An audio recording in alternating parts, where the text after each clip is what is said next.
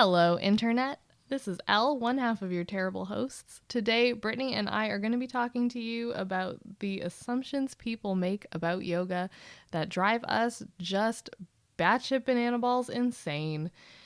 This also is the first episode that we ever actually recorded that we later decided was not actually going to be our first episode. So please enjoy listening to our first foray into podcasting about terrible yoga.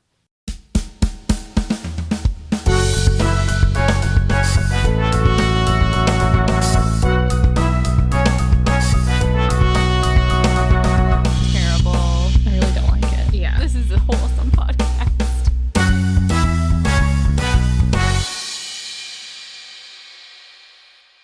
There's a lot of yoga stuff out there, or stuff that people think about yoga that is just not reality. So we're going to talk about it today. Yeah, we are.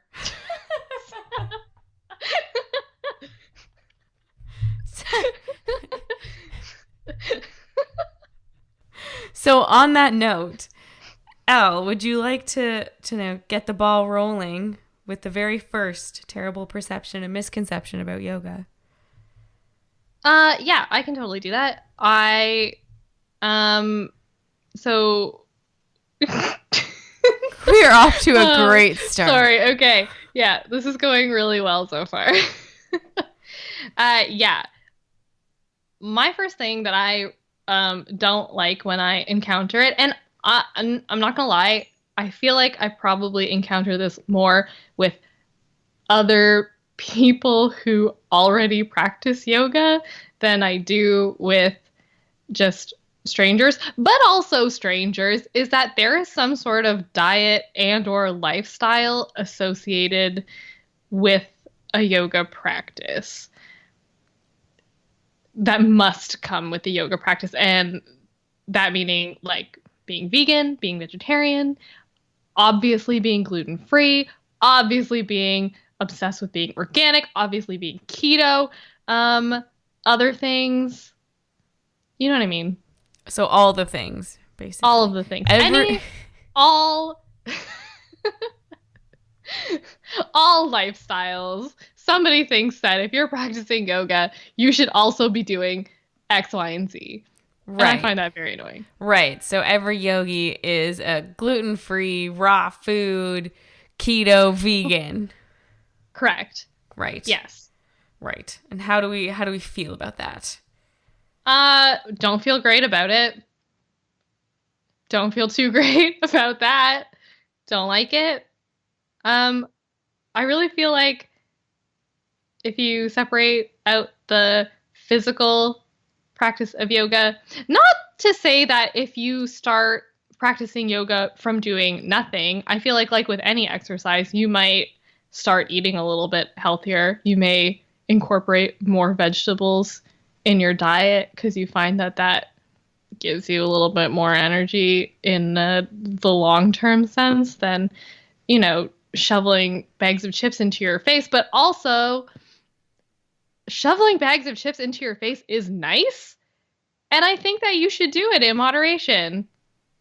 I support that decision. And I think, especially for me, I actually wrote down my version of this misconception is that every yogi is a vegetarian, and us debunking that misconception is very comforting for me on a personal level, because I used to be a vegetarian, and I was when I started practicing yoga, and when I was halfway through our yoga teacher training, I stopped being a vegetarian.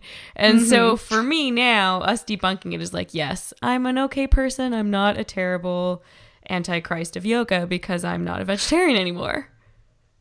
No, I mean, you are the antichrist of yoga. Yeah.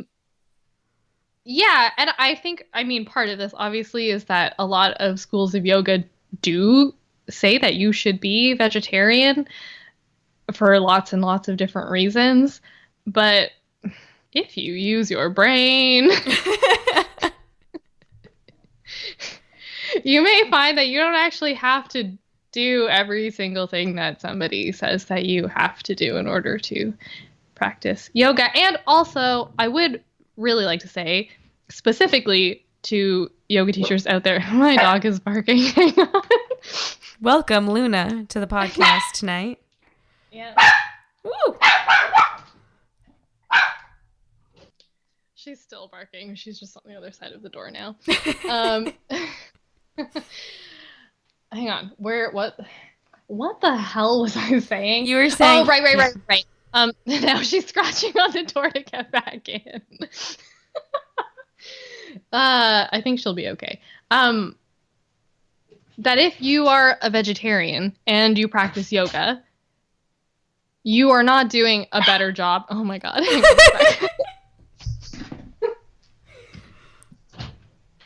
you coming back in? Okay. Hi. Wow. Okay, yeah. If you are a vegetarian and you happen to practice yoga, you are not doing a better job at being yoga than the rest of everyone else on the planet. Because I feel like I also was a vegetarian at one point in my life, and it did not overlap with my yoga life even a little bit. And I've never felt like it should. I'm just really... The part of this that really annoys me is that, I mean, for when anyone says you should do this thing in order to do this thing better, that just like immediately annoys me. Because I think you're like, no, I don't want to do that. I don't want to listen to you. But I think it's like, it's people who, people who force themselves to be vegetarian or to be vegan because they think that's what they need to do to be a better yogi or to, fit into some yogi mold. And maybe it's not great for their body based on, their history and their genetics. Maybe they just can't do it sustainably or healthfully, if that's a word. I couldn't sustain vegetarianism. I just couldn't. So if someone was trying to shame me, making me feel like I was a terrible yogi because I can't be a vegetarian anymore, that would just be really unfortunate and rude of them. It's true. And I do also think that feeling like you have to be a vegetarian when it's not working for you, I know from experience that being both vegetarian and being gluten-free is challenging. It's stressful, and it's not as stressful as being gluten-free and being other things, but it can be a huge pain in the ass, especially when you're out, especially when you're at other people's houses, when you're not in control of your own food. It starts to feel really nitpicky. So if you have the option of not being vegetarian and that works for you, I feel like because the ultimate goal of yoga is to just live out what exactly is happening in your present moment, trying to stress out over part of your diet that you don't actually need to do is crazy. I think the bottom line is that you don't need to eat a certain way to be considered a yogi or to be, a quote unquote better yogi. You just got to eat in a way that, keeps you alive. So yes, there we go. That there is some sort of diet and or lifestyle that is attached to yoga. Perfect. There doesn't have to be. No, definitely just do whatever the fuck you want. It's okay. Eat Don't worry about the it so fried much. chicken and eat it all. Eat it. Just do it. So the second one that we wanted to talk about is one that I love to hate, but also love, but mostly hate. Great. Is when people say, oh, I don't practice yoga because I'm not flexible. Interesting. Yeah. So the thing being that yoga is only for people who are already flexible or maybe, come from a place of more natural flexibility. And that's just garbage. It is garbage. As a person who has possibly zero natural flexibility, I know for a fact that is garbage. You don't have to be. How are you going to become flexible if you don't practice being flexible ever?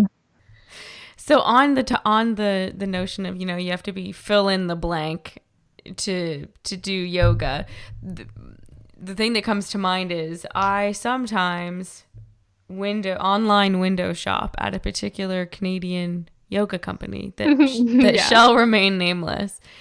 And I have noticed over the years that they have added, I think, literally one model who isn't, the thin sort of mold that we've seen.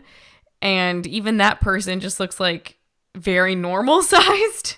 Yeah, to me. They're just average sized. Yeah. They're definitely, quote unquote average sized. And it blows my mind that we're still in a place where we can't have a more diverse representation of yoga bodies, especially in an online space that's trying to sell you something. You'd think they'd want to, sell to everybody, all the bodies. You would think that they would be trying. But they are not. But they're not trying very hard. And I mean, part of that probably is that they don't have to try very hard. That's probably true. We're all buying it anyway. So we are part of the problem, is what you're trying to say. Yeah, that is what I'm trying to say. I was online yoga window shopping today on a different website, not Canadian, but a very popular yoga website. And I did notice that they do have for pretty much every garment, and I think that this is good. It's being modeled by both like I don't know how to phrase this in a better way, because what I'm about to say sounds so stupid to me, but a regularly sized model, or a quote unquote normal size model, and then again quote unquote plus size model, which is somebody who is either rail thin or extremely 0% body fat, and then again somebody who is like an average sized person. And yeah, every garment was modeled by those people, but when you search on the website, it's like in the search, it's all of the size 0 to 4 models. They come up on the first page. And then if you go to the next page, it's the plus size models, but they are modeling the same garment. It's not like a plus sized version of that garment, which possibly might be way more useful because bodies of different sizes need different things in their garments, but it's just the exact same thing, just made bigger, which possibly, again, useless. But yeah, it's just the exact same thing. It's just on the next page, which I thought was almost beyond stupid. I think it's interesting. I think people thinking that, yoga is for only certain kinds of people, age, shape, size, whatever. That's not to say that yoga, the experience of yoga will be the same for all of those things, because it certainly wouldn't be. There's obviously certain things that you'd need to take into consideration or that your teacher should take into consideration, let's be honest. If you are of a different shape, or if you are of a different age than, the typical person in the yoga class, there are certain things that maybe won't work for you as well as they'll work for the quote unquote norm, which is awful. And we need to figure out a better way to phrase those things. But that's, I don't think that should stop anybody from going into a yoga class. I know that it would be really intimidating to enter into that space, being outside that, thin, young, female, wealthy, frankly, norm. But able-bodied, yeah, exactly. But those are all things that it shouldn't matter. And that is what bothers me a lot about the yoga industry, when everything is so inaccessibly priced, or literally inaccessible, that it's just not universally applicable for people. It really bothers me. It's true. And I also do think that there are a lot of schools of yoga where the teachers are not even maybe taught how to make a class more accessible to people. Well, I think if you're thinking about the kinds of classes that are always the same script kind of a thing. Like there's I am thinking about those. yes, I thought you might be. There's no room for other bodies or other other shapes and other sizes, other ages to fit into that in a way that a teacher could tap into, because it's just not taught, which is not right. Yeah. But back to the original point that you made, which is that I'm not flexible, so I can't do yoga. I mean, you can. End of point. I mean, I came to yoga from like a more naturally flexible place, and now I've like lost a lot of that flexibility. And I think that's, from lack of doing yoga. But I mean, you got to start somewhere. If you don't think you can do yoga because you can't touch your toes, like 90% of the people in your class won't be able to touch your toes. That's the whole point of why they're there. Why do you think they're doing yoga? Yeah, it's true. Also, I find it really strange when people, like grown adults, are like, oh, I can't even touch my toes. Like, I have no idea why that yardstick is ever used to measure your personal flexibility.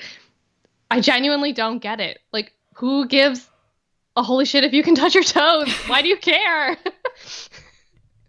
So do you think we shouldn't measure our flexibility, or do you think there's a better way for us to do that? I just don't think that in like a non-competitive, non-gymnastics, non-competitive yoga, whatever you think about that situation sense, there's no point in measuring your own personal flexibility against someone else's or against a predetermined measurement of flexibility, like whether or not you can touch your toes. I would say that a better measurement of flexibility would be, are my legs and back totally fucked up? No, because I've been stretching them and they feel great. Then great, you are flexible enough for your life. That's good. You know what I mean? It doesn't matter if you can touch your toes in that situation because you have done what is good for you. Yep, I'm on board. Yeah, great. It's like, why? Why? So the moral of the story is, if you're using your flexibility or lack of flexibility as a reason to not do yoga, just stop doing that and go to yoga. But only go to good yoga. Good. I mean, yes, that's asterisks beside that point. Good yoga. Don't do bad yoga. Can I go into my next one, because I feel like it is sort of related to I'm not flexible, so therefore I cannot do yoga? You may. Great. You ready for this one? I'm so ready. Yoga is just stretching. Yoga is just stretching. I can stretch at home. I do really appreciate the voice. I think it really adds to the experience that we're going for here. But I agree with that. Actually, this is actually a funny anecdotal story. Look at me having organic, fun things to add content-wise. It's even better when you announce that. I know, right? That's that really also heightens the experience. Yeah. One of the first yoga classes that I did when I started doing yoga, I was in my last year of my undergraduate degree, and we had a gym at school and we could go and take classes, whatever, for free, which frankly I did not do enough and I regret it. But I went to this yoga class with all of my roommates, so there was 4 of us, and 3 of us were very much interested in doing yoga, and I would be happy to say 3 of us are still very interested in doing yoga and do it to this day. The 4th roommate that came with us lay down on the mat the entire class and did nothing because she didn't think it was hard enough and just thought it was stretching. And I'm here to tell you, Kate, that you were fucking wrong. Oh, actually, you know what? I have it also an anecdotal story. Oh my God, look at us. About yoga stretching. So shortly after I started my teacher training, I was talking to my brother about yoga, and he said that he didn't fully understand why I had to do 200 hours of training just to teach people how to stretch. So I invited him to come to class with me the next week, and I took him to the Ashtanga Primary series. Oh my God, you're so mean. And then, yeah, but then I didn't hear anything again about it afterward. Let's be very clear unequivocally on this point. Yoga is not just stretching. Okay, now I'm going to go back on my point. Some yoga classes, I think, sort of are just stretching, especially if you know that that's what the people in your class expect. I think there's definitely a certain clientele who want the just stretching class, and that possibly is how this idea gets propagated, that yoga it's a class of stretching. Because I've definitely heard other people, when I challenge them on this point, they'll say, like, I went to a yoga class and we just sat for 5 minutes in a forward fold, and like their class was not a yin yoga class. So yeah, that's a class of stretching. But I would say that ideally, even if you're doing like a slower paced class, that there's some focus on building strength and balance, unless you are just doing something that is yin or restorative. But those are very specific classes for a very specific need. That's not all of yoga. See, I would disagree with you slightly. Right. Only because I, a couple of months ago, started using a fitness app on my phone for workouts and whatever. And there was quote unquote stretching classes, and there was quote unquote yoga classes. And so whenever I would do a stretching class, it was very clear to me that stretching is not even remotely what I would consider yoga.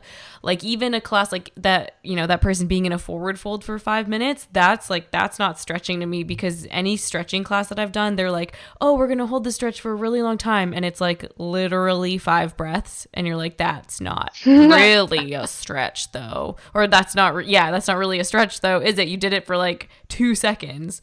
So it really, every time I do a stretch class in there, I'm always like expecting it to be more like yoga, and then it's not. And then I'm like, oh, right, that's because stretching and yoga are not the same thing.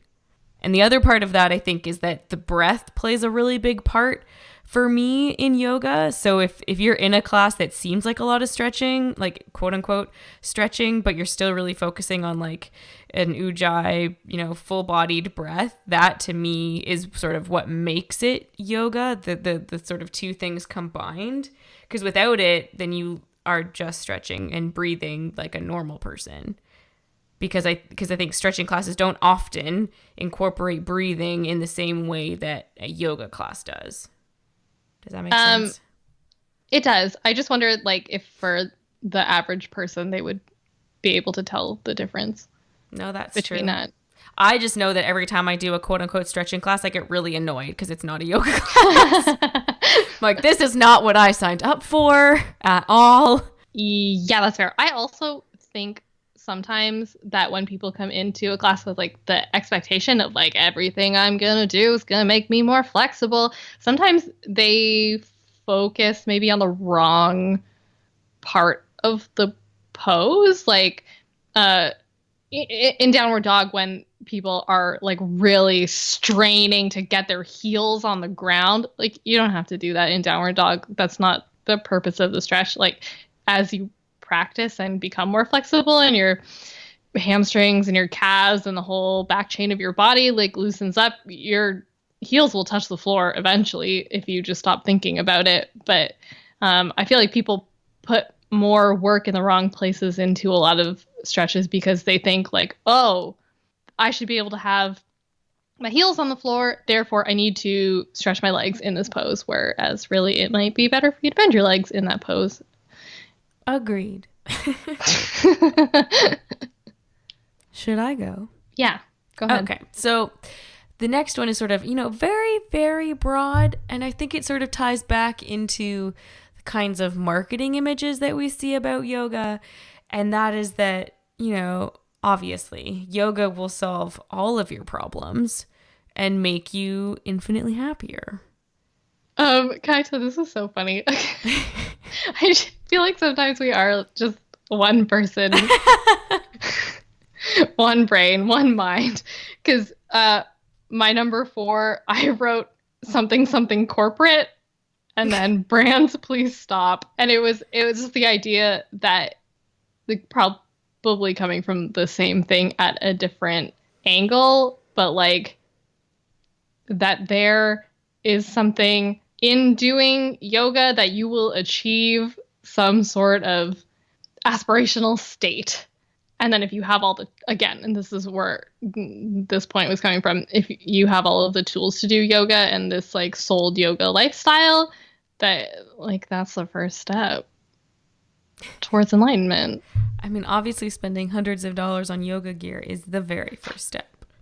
I do think that there is like this push specifically in yoga marketing that doing this will just make you a better person, when in fact it does not. I mean, I think that the existence of this podcast is evidence of that. We are not highly enlightened, evolved beings. Yes, and we are. What are you talking about? In fact, I would actually say in certain instances, yoga in the very beginning made my life infinitely worse than it was previously, because it made me have to realize all the bullshit that I had going on in my life and forced me to change it, which kind of made for, a tiny little implosion, if you will, of my life and several radical changes. And so I think people will be like, oh, I'm just going to go to the yoga class. I'm going to be fine. It's going to be great. I'm going to be like so happy and whatever. And then maybe some other stuff happens consequently that you weren't prepared for. Okay, wait. So I'm going to like nitpick your point apart here for a second. Okay. I don't know if that actually happens to the people who are like, I'm going to go to yoga and then be a better person. Because I think that there are people who start yoga classes very innocuously, just thinking like, I'm going to go to an exercise class, and then they go down a path of life-changing developments. There's also a very particular type of person who shows up to yoga just solely thinking that the practice of yoga and maybe meditation is going to make their life better without any additional work. And I feel like that can be true depending on what you're trying to get out of it. If what you want to get out of it is to be able to sit comfortably in your office chair all day, then yes, you have achieved your goal. But I do think that just turning up to a yoga class or a meditation class will not actually make you happier or more mindful if that is your goal, if you don't actually want to put in any of the work to do those things. I think that people think that it's the final step and not just a tool that they have to use to get to the place that they want to be. I know that I 100% agree with you. I think the other side of that is like on a very basic class to class level. I'm just thinking of people who come to a class, say it's like, a hip opening class or a shoulder focused class, and they think, oh, this is going to be great. I'm going to like stretch really well and like feel really relaxed. And then that class, for whatever reason, brings up a lot of stuff for them. Like if it's a hip class, maybe they get really emotional about something, or they, I think that's happened to me quite a few times. And those are like kind of the unintended consequences that people maybe don't realize that yoga can have an effect on them in that way. And then they leave and they're like more upset or more sad than they were when they got there. And like, well, I want a refund. Because this is not what I was promised. I was promised a perfect yoga experience and happiness all the time. Okay, yeah, I do see that point. I will totally level with you. I've never had an experience like that. Oh, that blows my mind because that's like every class But is. I know that it does happen to other people. And I try really hard to relate. I'm like, oh, it's okay. Take as long as you need. This is a safe space. But like while it's happening, I'm like, man, I wish that I really knew what was going on right now because I don't. I'm so surprised that that has never happened to you. No. But on that note, I do think though that sometimes people may not make that connection between feeling crappy and the yoga class. Okay, so are people just really like not in tune with themselves? Okay, as I'm saying that, I realize that that is the case, but it just but it just blows my mind that there are people out there that wouldn't be able to make that connection. Well, I really feel like the vast majority of people out there wouldn't be able to make that connection. That blows my mind. As an example, I think it was I wasn't in teacher training yet. I think it was just a normal workshop that I was taking on the weekend at night. I think it was a headstand workshop. And I traditionally and to this day continue to be very tight in my shoulders. And so we did this headstand workshop, lots of dolphins, lots of, prepping the forearms, using your shoulders in a way to support you properly. And I was so emotional I cried for the next 3 days after that workshop. Like I was a mess. I remember. I'm fully laughing at you. I'm not going to be like, oh, I'm not laughing at you. I'm laughing with you. No. No, that's fair. But that's the kind of experience that I had a lot in yoga. And so I feel like if I was the type of person that didn't want those experiences, I'd be really mad at yoga for doing that to me. I do also think that it's possible that the place that you practiced yoga and the people that you practiced yoga with maybe had a better grasp on that happening to people and explaining that happening to people than someone who just takes a yoga class at their gym. No, I think that's true. Not that gym yoga teachers aren't great. I've taught at gyms, but I do think that practicing in a studio is very different environment-wise and in terms of what people want and the depth that people want in the mental, emotional, mindful side of their practice. And so I think, all things being the same, if you did the exact same class at a yoga studio and at a gym, and then you left the gym feeling like your life was falling apart, you might just be like, I feel like this because my life is falling apart. I feel very personally attacked. That's the way you would choose to phrase it, but that's fine. I'll take that on and I will turn it into a piece of coal in my heart for later. That's fine. I think that I think the thing that sort of sums this one up for me, and it's so cliche, but I think about it all the time, is before enlightenment I chopped wood and carried water, and then after enlightenment I chopped wood and carried water. That to me sort of encapsulates what yoga is and is not for me. And I know that that's so cliche and whatever frou-frou granola garbage, but it really is if you're this type of person before yoga, you're going to be the same type of person after yoga, or your life is not really fundamentally going to change unless you do the work to do that. Yeah, I fully agree. Yeah, my point number 4, which was that if you turn up to a yoga class, that's the work. I feel like sometimes people come to yoga with the perception that as long as I'm showing up, I will be a new, more different person just for being here. Which in some ways may be true because every day you're a new person. Oh my God.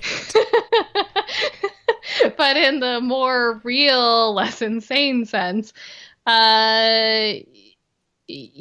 just turning up, just existing in a yoga class is not gonna make you a better person. And also, again, I feel like sometimes, especially large corporate brands, sell this idea of kind of like superiority to people, this like covetable sort of lifestyle in the like, this is what you should want. You should want this inner zen, and I can sell it to you by selling you yoga mats. And I don't like it. I really don't like it.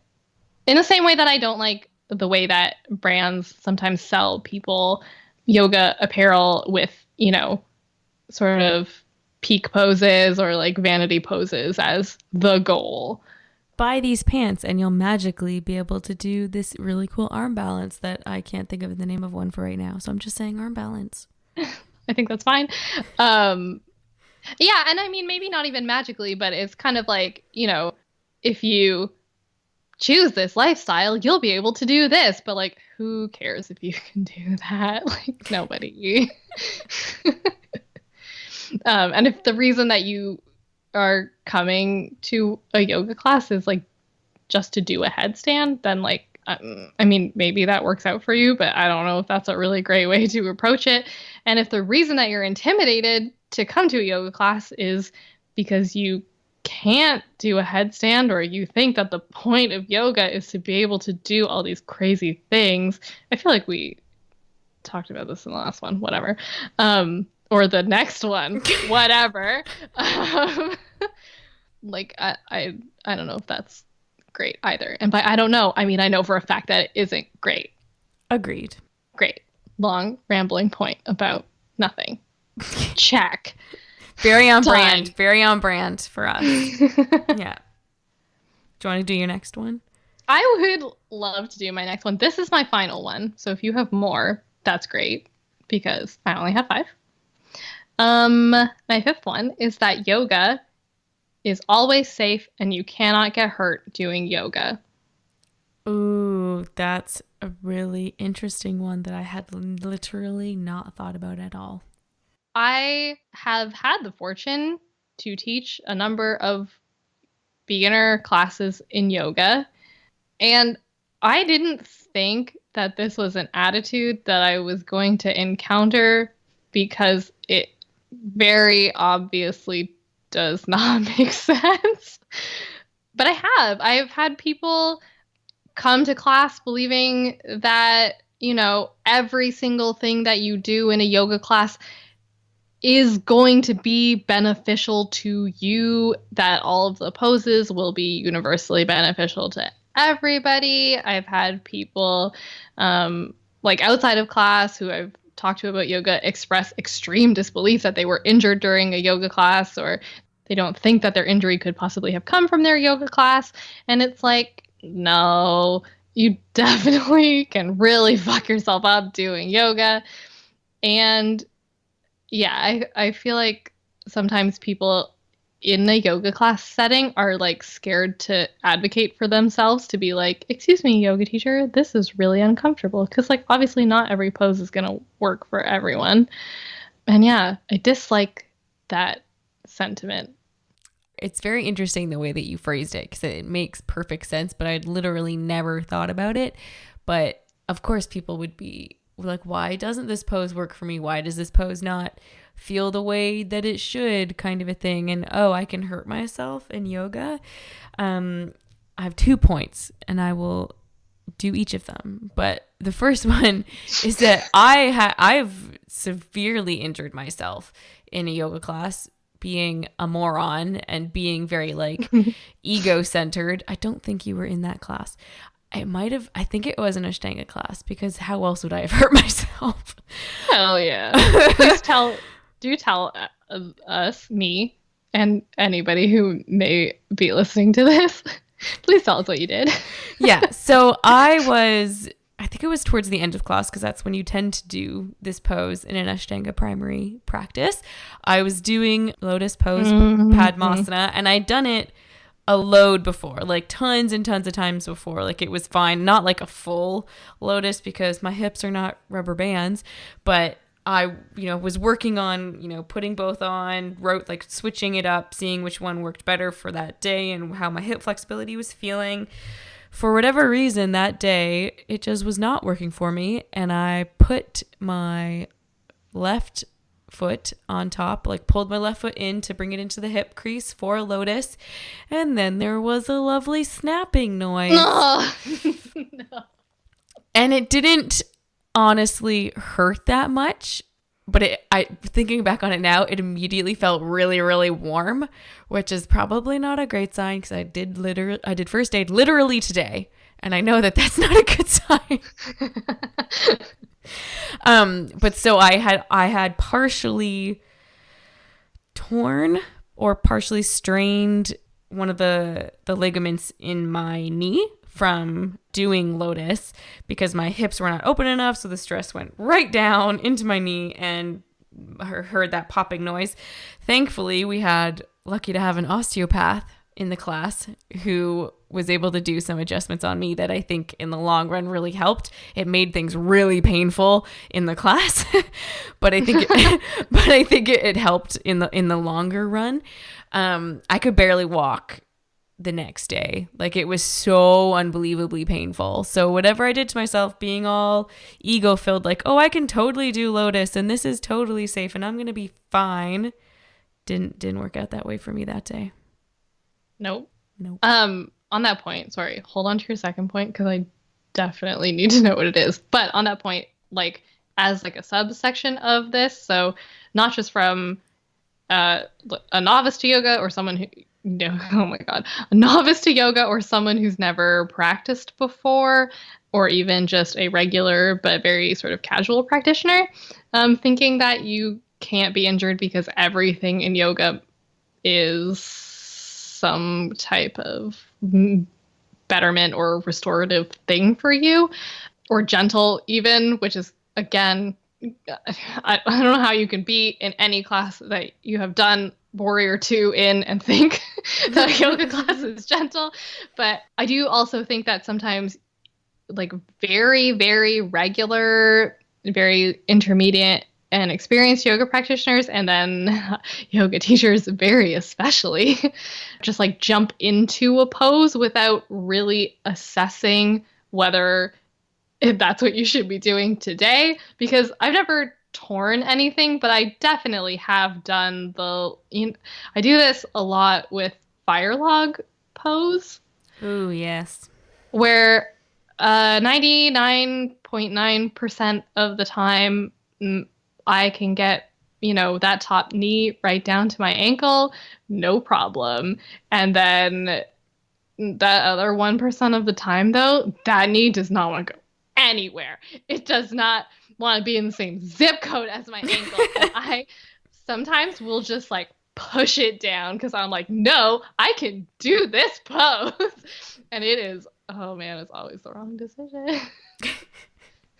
I think there's something to be said, especially if you're new to a yoga practice, in, trying like all poses that are, made available to you in a class or that are suggested to you by the teacher. But I think that you always need to approach them in a way like this pose is, basically a contortion and your body's not necessarily built or made to move in that way, especially if you've never done it before. So maybe, be curious, but, cautiously curious and, feel your way into it. Take your time. Don't just like shove yourself into, I'm trying to think of a really complicated pose right now. Yeah, you can do it. I'm just going to go with Padmasana because that one's really complicated without having done it, because you could just like wrench your knee like I did, or your ankle, or literally any part of your leg in Padmasana could be damaged. It's true, and it's such a like identifiable pose. Like there's such a cultural that's the yoga pose. It is. It's like it's what you think of when you think of yoga is like a lotus pose. So I mean, maybe not everybody does, but I definitely do.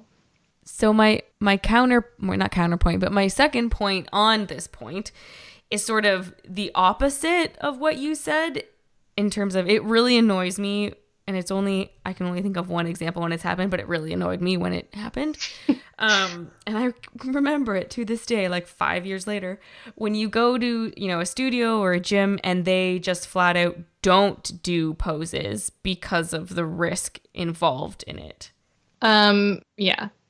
So I'm thinking, specifically studios that, don't do certain types of headstands, like they don't do shoulder stand, or they don't do tripod headstand, but they do other kinds of things, but they just flat out don't do certain inversions because of the risk involved, and that really annoys me. Why? Because I think that it's not up to a yoga teacher to, tell you to do a pose if it's not going to work for you that day. I think it's similarly not up to a studio or to a teacher to say you can't do this pose. If you have already done it before, you know how it works. Like, I just don't like when studios are like, no, you can never do this because it's not safe, especially when the alternative that they're proposing is, anatomically speaking, less secure than the pose they don't want you to do. Are you talking about, for example, perhaps maybe a studio that might practice a handstand or a forearm stand, but not a headstand, a supported headstand? Correct. Yeah, okay. Interesting. Yeah. An interesting take. I do see both sides of this. I hate being the person who sees both sides. Also, you're so balanced and well-rounded. I don't like that at all. And for the record, I don't believe that seeing both sides of an argument makes you balanced and well-rounded. Sometimes it just makes you stupid. But in this case, I definitely see where they're coming from in one sense. I don't think that it's a good idea to issue a blanket statement saying nobody should ever do a headstand ever in their life because it's dangerous. Because for some people, doing a headstand is not dangerous at all. And for other people, folding forward too quickly is dangerous and can impact their life in the form of throwing out their back for weeks. So I do think that that's sort of ridiculous. Like there's definitely a personal aspect involved. I do, though, see coming from, like, I personally don't teach shoulder stands ever. I don't ever incorporate them into my classes. If my classes end up in a place where you can come into a shoulder stand and someone who knows what a shoulder stand is wants to do a shoulder stand, I normally won't tell them not to. But I don't generally, especially when I'm not practicing with people that I know, like if it's a class of people I'm just meeting for the first time, I would never feel comfortable enough cueing somebody into a shoulder stand. Interesting.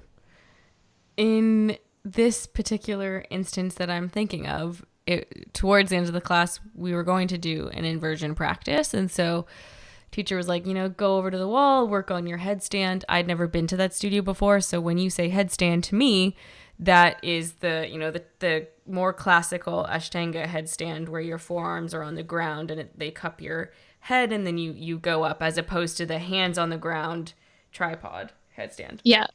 Which is what they practiced at that studio. See, sorry, I just have to, that to me sounds much less exactly safe. Exactly. That's okay, exactly. Great. We're all on the same page. So I went up to the wall and and at this point I was in my yoga teacher training. I had a very solid headstand practice. And so I went up to the wall, put my mat on the wall, started doing the version of headstand that I practice and that I'm very comfortable practicing. And the teacher came over and said to me, "We don't do that here. So don't do that."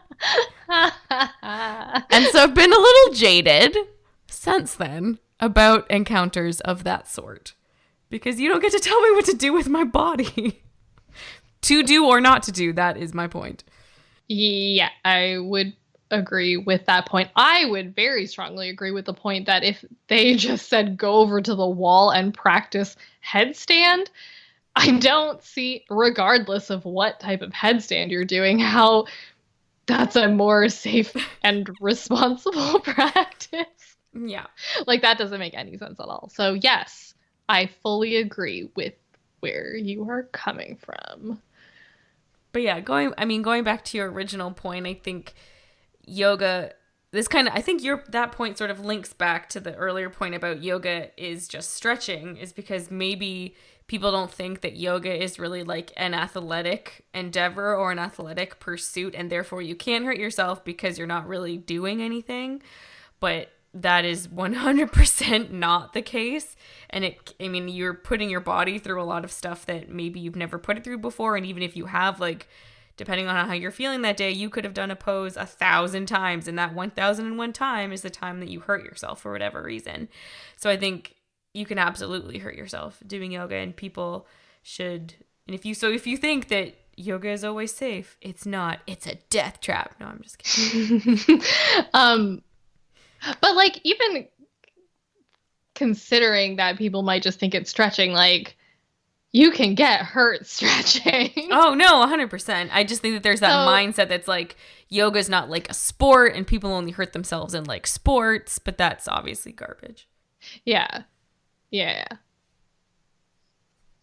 also think that part of it is because a lot of the time yoga is recommended to people, whether it's by a very, holistically forward-thinking doctor, or by from a friend or from a physiotherapist, to say, like, oh, I think it would really help your back if you did some yoga.